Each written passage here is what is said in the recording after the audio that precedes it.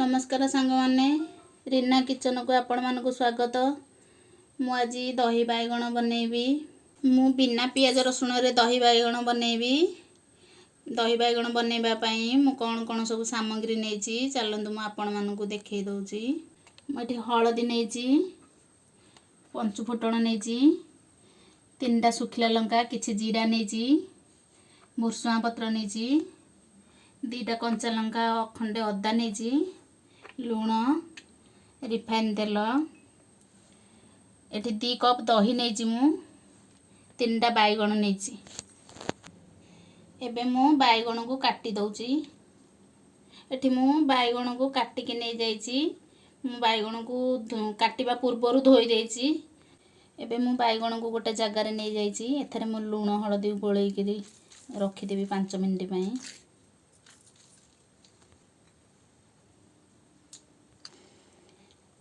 एबे मु बैगण रे लूण हळदी पकई दीची। आकु मु गोळेई के 5 मिनिट पई रखि दउची। एबे मु गोटे कढ़ाई बसैची। मु एबे जीरा लंका को भाजी दउची।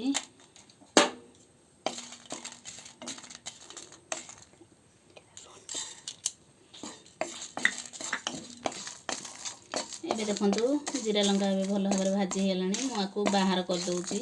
मु बैगण छाणीबा पई गोटे कढ़ाई बसै देची। मु एथरे एबे तेल दे देची। एबे तेल गरम हो सरलानी। मु एथरे बैगण पकई दउची।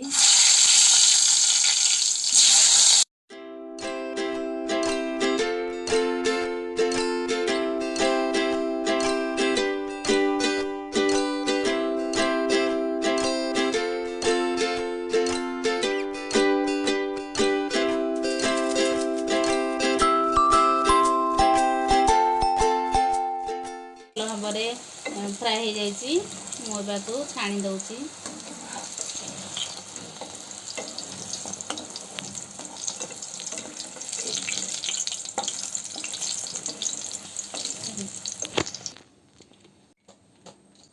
मु एई भली भाबरे सब बैगण को छाणी देची। एबे मु फुटण दबा पई गोटे कढ़ाई बसै देची। एबे मु एथरे तेल दे दउची,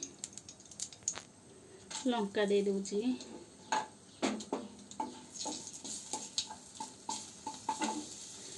मु एथरे फुटण पकई दउची।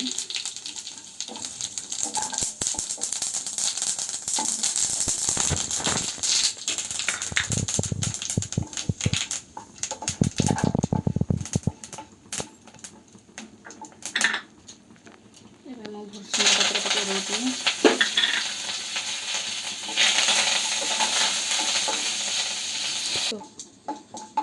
एबे देखंतु भुर्सुआ पत्र पूरा भलो भाबरे भाजी हो जाइए। मु एबे एथरे कंचा लंका अदा छेची के रखिची पकई दउची।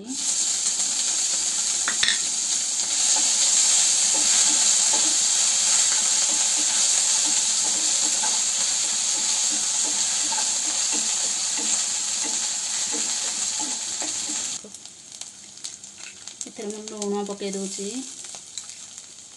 एबे देखंतु कंचा लंका अदा भलो भाबरे पूरा भाजी हो जाइए। मु एथरे बैगण पकई दउची।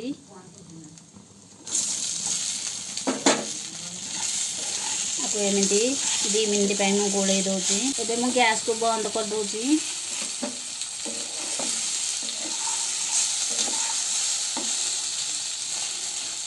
एथरे मु बैगण पकई की आकु मु 5 मिनिट पई छाडी दउची। कही पूरा पूरी बहळा अछि। एथरे मु आधा कप पानी दे दउची। आधा कप पानी दे के आकु मु भलो भाबरे पूरा मिक्स कर देची। एबे मु गोटे जागा को सब बैगण बाहर कर दउची।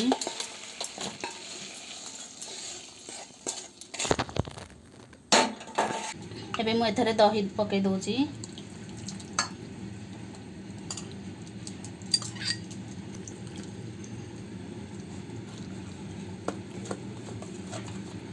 बैगणटा पूरा पूरी ठंडा हैला परे दही पकेबे आपण माने, नहले दही छिड़ी जिवो गरम को। दही बैगण हमर पूरा पूरी रेडी हो जाइची। मु एबे एथरे भाजी के रखिथिबा जीरा लंका गुंड पकई दउची।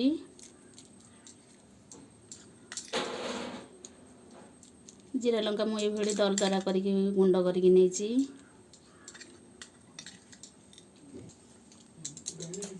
ତାକୁ ମୁଁ ଭଲ ଭାବରେ ମିକ୍ସ କରିଦେଉଛି। ଦେଖନ୍ତୁ ଦହି ବାଇଗଣ ଆମର ପୁରାପୁରି ରେଡ଼ି ହେଇଯାଇଛି।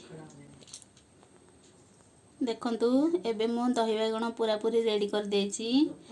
ଆପଣମାନେ ଏଇଭଳି ମୋ ରେସିପି ଦେଖିକି ଘରେ ବନେଇକି ଖାଇବେ। କେମିତି ଲାଗୁଛି ମୋତେ କମେଣ୍ଟ କରିକି କହିବେ।